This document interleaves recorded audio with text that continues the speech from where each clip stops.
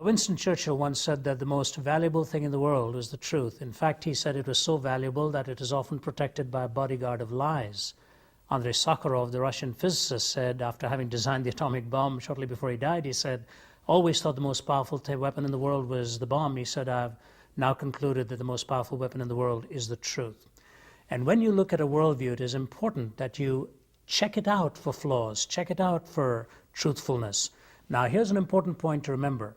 When you're examining a worldview, it's what I call systemic contradiction. If the system itself is contradictory, then it ought to indicate to you that there's a flaw within its assertions. Sometimes you may have one statement or one claim that you're not quite sure whether it's true or false, and you have to battle through that, differentiating between a paradox and a contradiction. But if there's systemic contradiction, like one worldview says God is personal and non-personal, you have to start looking at that carefully.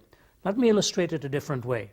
Not everything that is non-contradictory is necessarily true. I can say that there's a red car parked in my driveway. There's nothing contradictory about that, but it may not necessarily be true.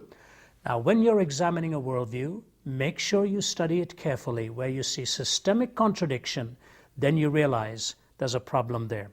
Normally, people will tell you something like this: there's got to be a logical consistency, there's got to be a way to verify its truth claims, and there's got to be experiential relevance. They're all important factors, and one other factor that I think is critical to it is that it ought to be able to explain other worldviews that are different or contradictory to it. Now, this all takes work, it takes careful reflection, but believe me, it's worth it, because your entire life depends upon that worldview to which you are committed, and it must be true.